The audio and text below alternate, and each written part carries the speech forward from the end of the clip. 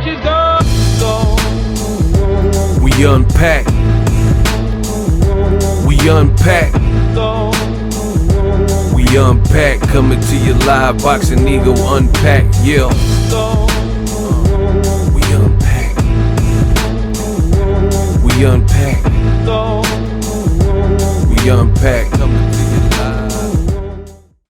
Anthony Joshua is rumored to be adding to his training team for the Andy Ruiz rematch, but he's not getting rid of Rob McCracken. What up, Fight World? It's your boy Ego, and I'm back with some more boxing. Make sure you smash the like button. Also subscribe to the channel for the latest and greatest in boxing. Let's jump right into it. Much talked about rematch between Andy Ruiz Jr., unified champion, and Anthony Joshua. We unpack, coming to you live. Boxing Ego Unpack. Yeah. Let's talk about it. Let's unpack this.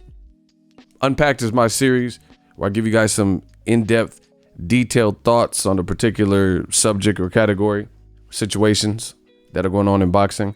And I just came across this article on The Mirror. Shout out to them. Link in the description. It says Anthony Joshua, he reveals changes to his coaching team for the Andy Ruiz Jr. rematch. So that's what they're reporting.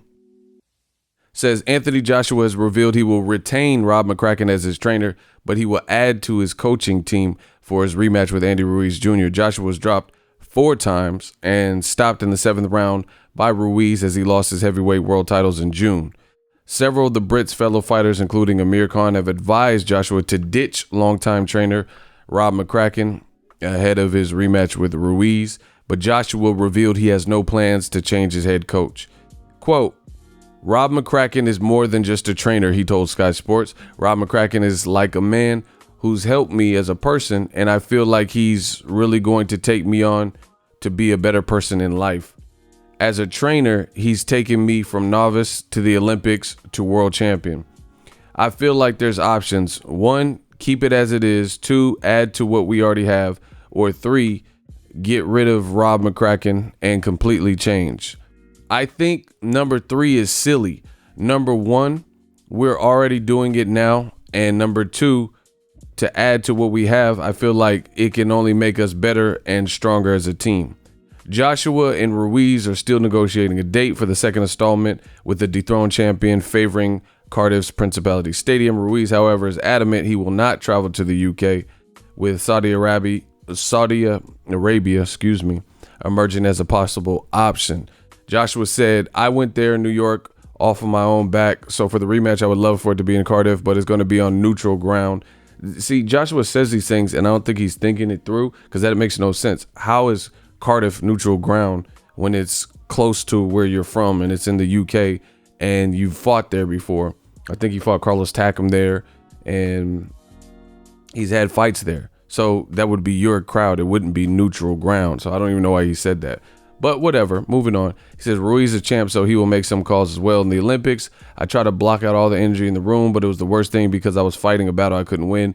Walking out in Cardiff in front of 90,000 people screaming and rooting for you, that type of energy that goes through your body is unstoppable. Once again, Anthony Joshua appears and sounds like the walking contradiction, because especially when it's laid out for you in actual print, as opposed to just maybe listening to it and watching the Sky Sports interview. I watched it too, so I seen the video.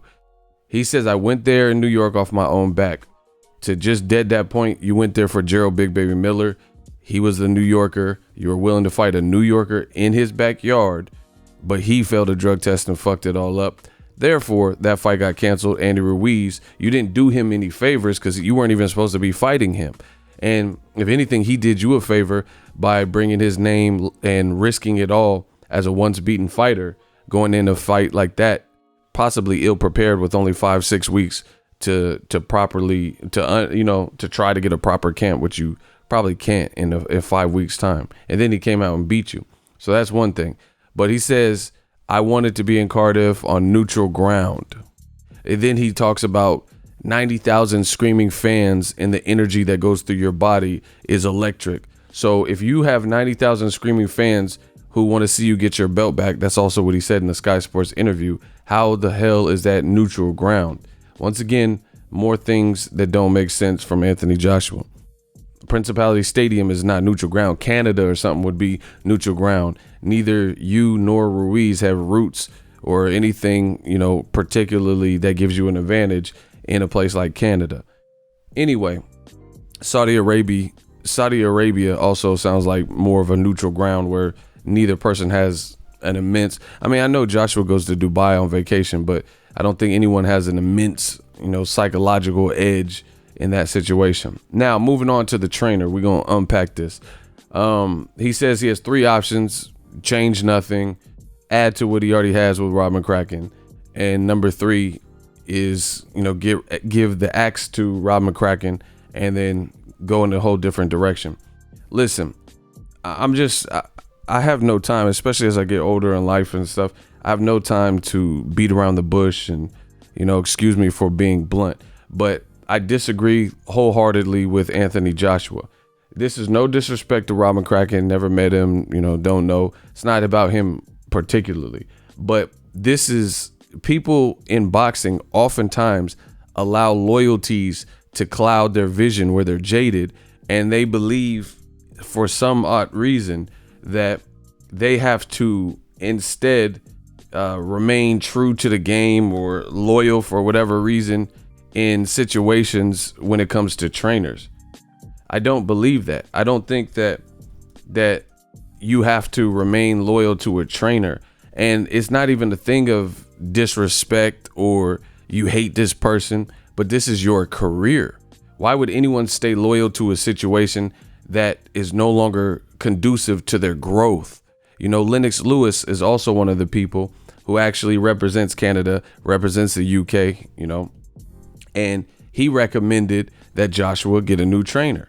And we're talking about a legend. Lennox Lewis is arguably the best heavyweight ever, just based on his resume and body of work, arguably, he's definitely up there, right? And Amir Khan, all these other people, me, everybody tells Joshua, hey, you shouldn't even go into the immediate rematch. He's stubborn. He wants to do it anyway. Eddie Hearn wants him to do it because they need to try to get the power, everything that was lost that night. And they feel if Joshua was able to win, he can somehow flip it and he's back. And, this will be a coming of age, vindication story. But it's also super dangerous because you could kill your fighter's career off by putting him back in and he's not ready and he loses the same way. You get what I'm saying? Or worse, or sooner, or something like that, right? So you're just putting a lot of pressure. But whatever, he wants the rematch. He's not listening to people there. Then a lot of people, again, including Amir Khan, Lennox Lewis, myself, others, said you should explore the option of switching out your team. Not just Rob McCracken, but your team in general. Me personally, I don't know Joshua, but I think he needs to switch his team in general. Like, he has 50 men around him at all times. Like, the book 50 Shades of Grey? It's like 50 men with Joshua. That should be a book. He always has people with him. And I really feel like I don't know everybody on the team, so I'm not, I'm not going to dissect who belongs and who doesn't. That's for him. This is his life. If he likes 50 men around him and they all are serving a purpose, cool. But you look at Deontay Wilder, for example, another heavyweight. Every time, he's said this too publicly, every single time I see Deontay Wilder, he has his girl, his brother, Marcellus. And Marcellus is not even always there, but he's there, he's there a good amount of time. And he has the dude with the backpack with the glasses, Chris. That's primarily who he has with him. And then, depending on what the event is, JD's and Mark Breland or somebody will be there. Shelly Finkel might be there, stuff like that. Like, Shelly Finkel's an older man, so it's not like if shit popped off, Shelly Finkel finna be out here swinging and stuff. So in terms of like just having people with you, Deontay Wilder don't keep that many people with him. And he said this. He said, oh my God, Dominic Brazil. He said, I was with 50 people that jumped him in the lobby. Anybody that knows the heavyweight champion of the world, Deontay, I'm so frustrated. They know I don't even keep people. I'm my brother's keeper. I keep about 2 people. I don't need a big entourage. He told you all this stuff. So Joshua, on the other hand, he always talks about I remember he talked about Wilder and he says, oh, I don't know why people believe him, something to this effect. Maybe it's because he has all the bling bling and ice and jewelry. But if you really look down at it, you know, fuck the jewelry, you're the one with the big entourage. You know, you're the one that has this big, you know, motorcade of, you know, people who drink protein shakes every day and 50 people around you, 50 guys all around you. So anyway, it's his business. But in my opinion, from the outside looking in, from what I've seen, I feel like there is no possible way that every single person, with all those people, are really necessary for every single trip, really necessary for every occasion and stuff like that. You know, where he's in Dubai on vacation, they're all of them are there, all 50. You know, he probably paying for everybody's shit, paying for everybody to eat and drink. Like, it's just like, it really feels like he has a bunch of yes men. And the bad side is with that, just from knowing life, you know, I think Joshua, maybe because he went to the Olympics and stuff, I don't think he's really, just my opinion, you know, we unpacking, so we get into the good shit. I don't think Joshua, I'm not gonna say he's not built for this, but I don't think this was like, I seen some pictures of him as a kid. He just looked like the kind of nerdy kid and stuff like that. I don't know. He looked like a wallflower type of kid, you know? So I think all this stuff is coming to him and it's available to him, the money and stuff like that. He's just trying to figure out how to process everything. And some people are more ready made for that lifestyle. Like the transition is easier based on, if you're a big introvert and you don't like being around people, and then all of a sudden you have all cameras and microphones in your face and stuff like that, that takes a lot. We're humans, you know? So you're like, it's like a fish in an aquarium. Everybody's on the outside looking at you and coming to your media days and stuff like that. So I don't know if Joshua really knows how to process all this stuff. But anyway, it seems like his security, like mental security, is having a bunch of people around him. And to me, that is not good, especially when it appears that he has a lot of yes men. Just people laugh at all his jokes. People who aren't going to tell him, like, man, one thing that I respect about my friends, my partners, my day ones, my A1s, like my boys that I used to do the music with, they will always correct me. Not like little boy me, like, you know, like they my pops and tell me what to do, but they're not going to just take my side in any given situation just because I'm boxing ego or, you know, any success that I may have in boxing or anything like that. They would never do that.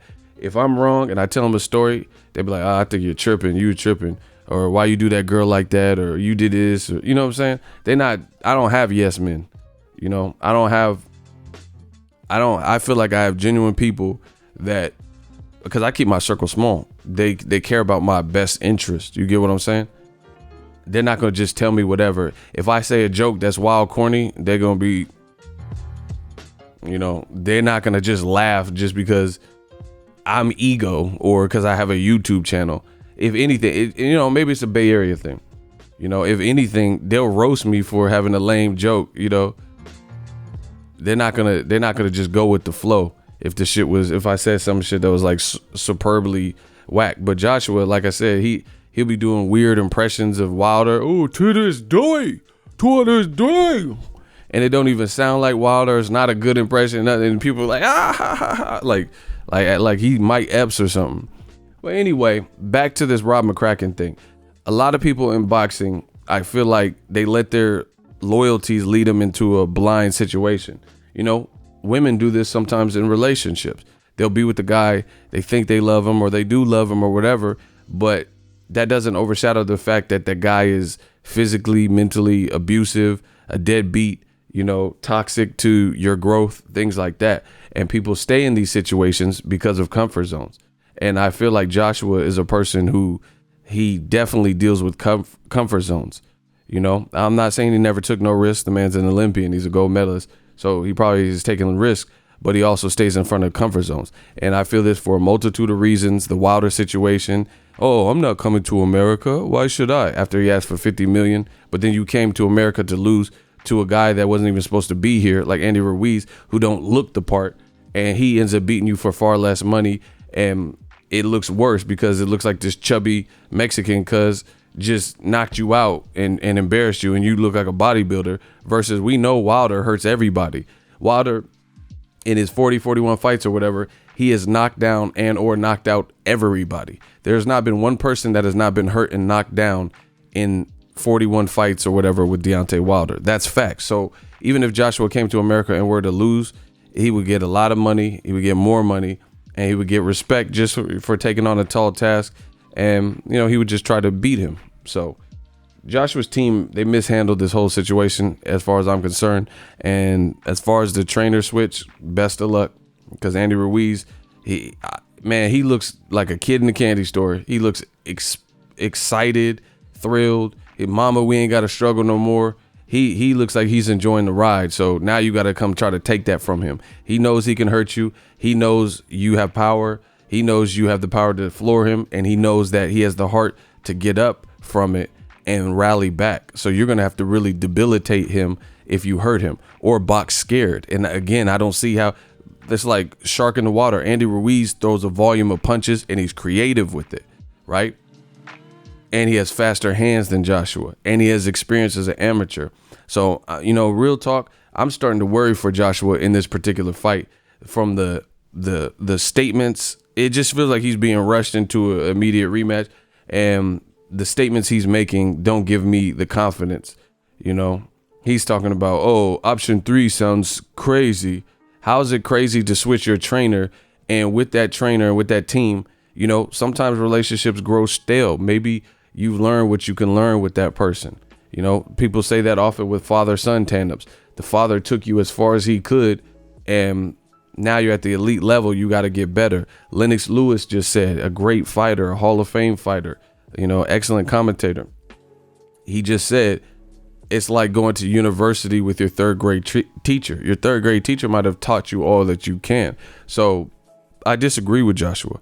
I don't feel that, I don't feel like him switching teams is potentially, you know, crazy or silly or whatever he said.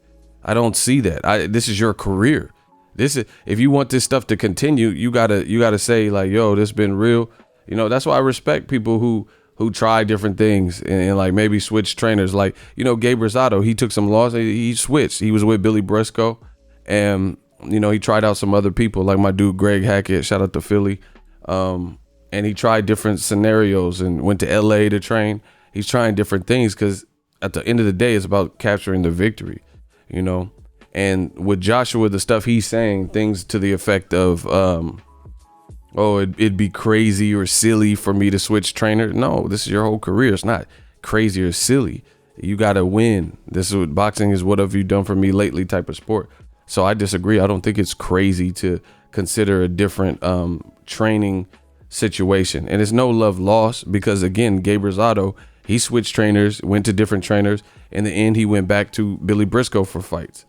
You know, it's business. Like Nino Brown said in New Jack City, one of my favorite movies, it's never nothing personal. It's always business.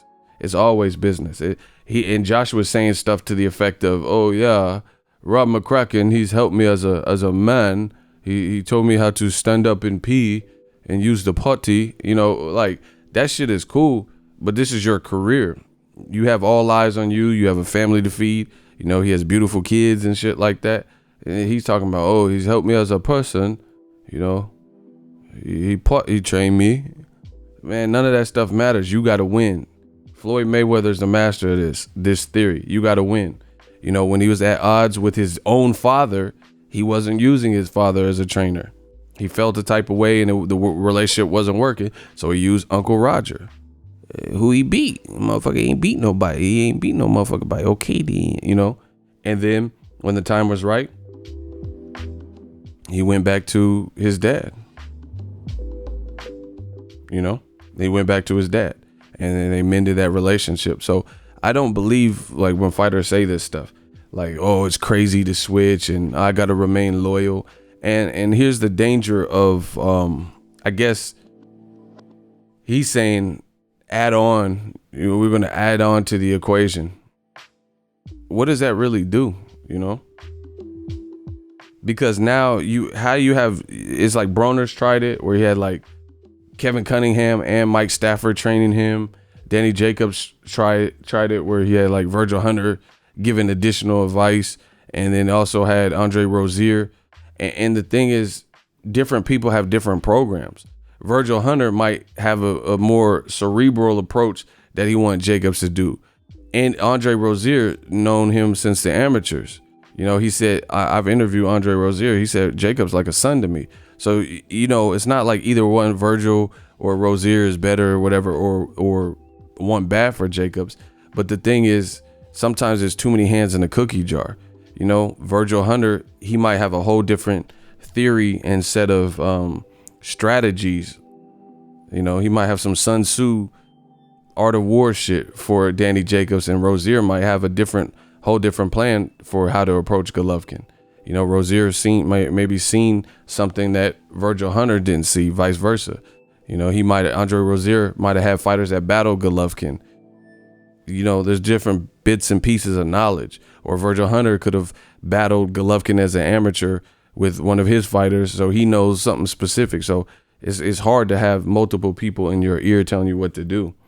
You know, and I know this from just a regular working job, you know, having different managers with different approaches, different personalities and perspective. One manager wants you to focus on this, but then the store manager is telling you to do something else, but the ops manager telling you to do something else. So you never know.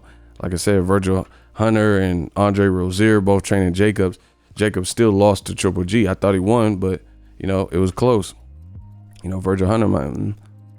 Andre Ward like and Big Cat. You see him, Daniel Jacobs. He's quick, and Amir Khan has recuperative power. You know how Virgil Hunter be doing it. So I don't agree with Joshua saying it's crazy to switch out from. Man, you got the brakes beat off you. How is that crazy? Maybe you need a change. Sometimes the relationship stales and you're too friendly. He's talking about, oh, I'm friends with him. He's helped me. Rob McCracken, he's helped me as a man. He's helped me develop, and he told me where to get a haircut. You know, all this extra shit. But that could be the problem. Maybe you guys are too quaint with each other. Maybe you need a like drill sergeant type of trainer who's gonna, like Ann Wolf or something. You never know. You know, different people connect differently. Like James Kirkland, he needs an Ann Wolf. You know, he can have somebody else train him and you don't see the same results. So I don't agree with what Joshua was saying, you know. And the thing with the Rob McCracken is this. Again, this is nothing personal. I don't know. Is that Tom Cruise? Who the fuck is that? The thing with the Rob McCracken situation, him as a fighter, it's not like he had this crazy, you know, Floyd Mayweather, Kawasaki type resume or some shit. And beyond that, I'm not saying he don't know nothing, but he has his style of fight. Joshua is huge next to Rob McCracken. So the way Rob McCracken fights and trains might not be what's beneficial for Joshua. Because to me, Joshua, the biggest issue he had with Ruiz, I'm gonna break it down right now. We unpacked. The biggest issue he had with Ruiz is it's not that he couldn't hurt Ruiz, because he clearly did that. Even in spots, there were spots where he landed some big flush shots on Ruiz. The thing is, Ruiz was a dog, and after getting knocked down the first time, he accepted those shots and was able to take it and would immediately respond. And Joshua almost didn't know what the fuck to do to be under fire.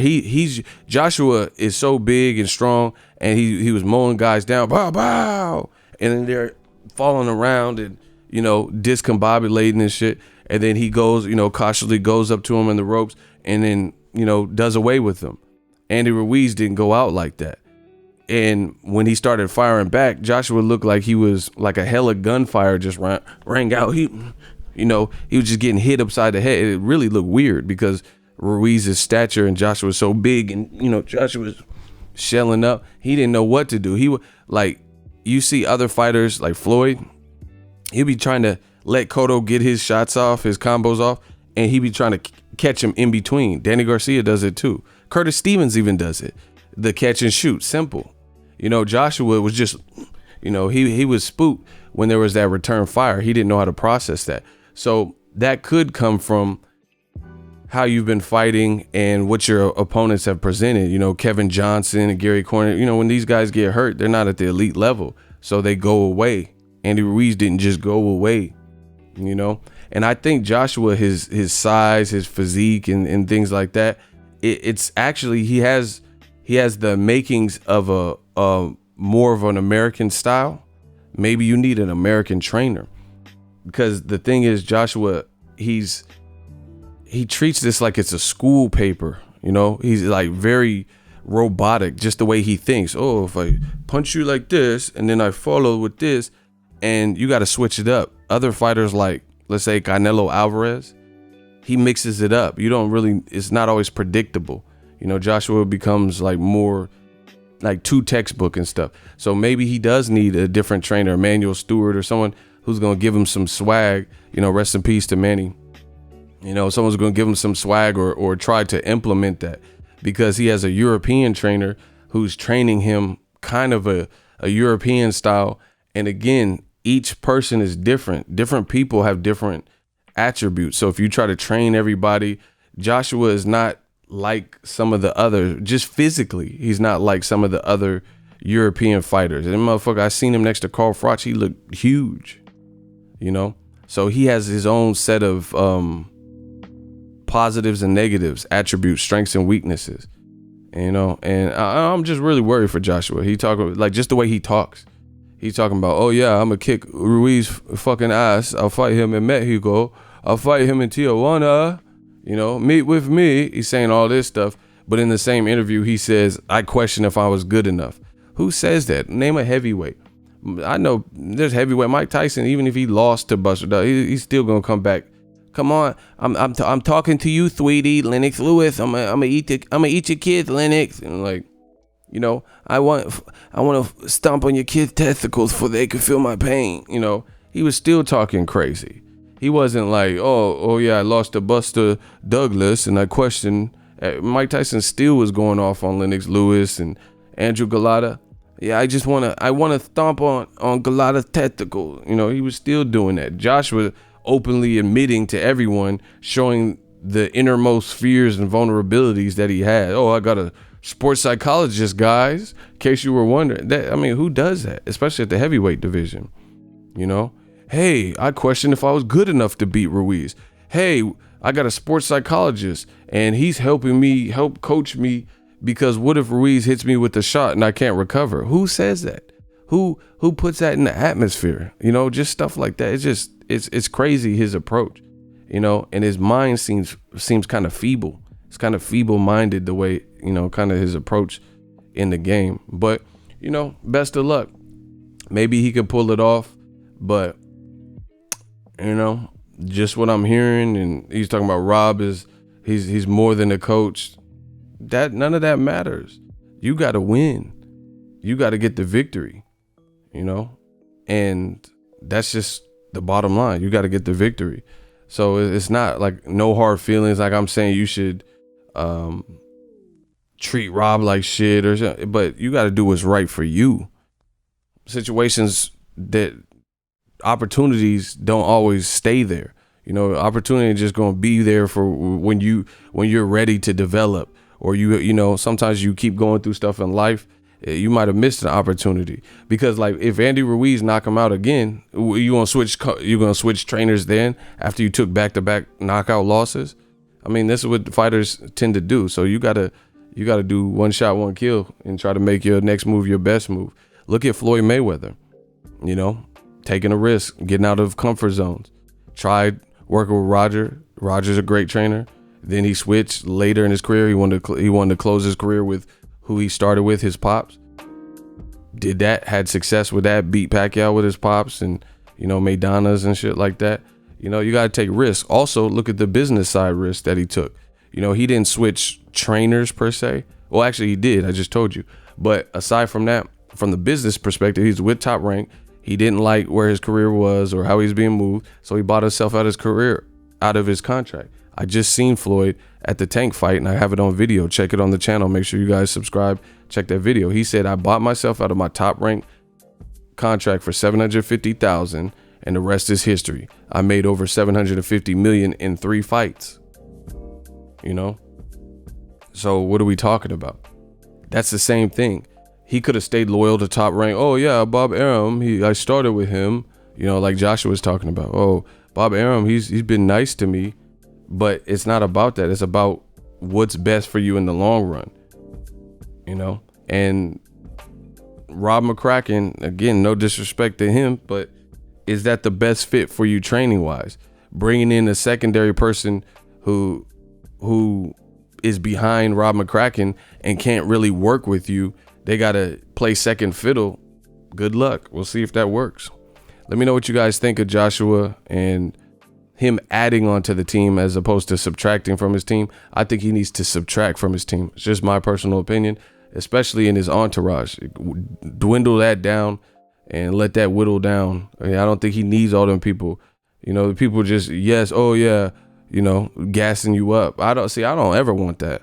No matter how much money I'm making this game or life, I never want that. I don't want people in my corner just telling me what I want to hear. And, oh yeah, man, Deontay Wilder's nothing. You know, I want people to be like, hey man, train your ass off because Deontay Wilder, that motherfucker got cracked. I want them to scare me almost. You know, Joshua seems like he has people around him that'll just tell him whatever. Oh, Wilder, man, his power's not even all that. And then Joshua fuck around and fight Wilder and douche. Oh fuck, it's mud because you let people gas you up. I don't never want no one to gas me up. That's my thoughts. We unpack. Let me know what you guys think. Call me when it's gangster. So if you enjoyed this video and want more content like this on the channel, you can show your appreciation by going to the PayPal donate button or the YouTube support button, and you can donate any amount that you feel is equivalent to the value of this video. Much more to come. Thank you guys for your support. Boxing Ego, the future of boxing.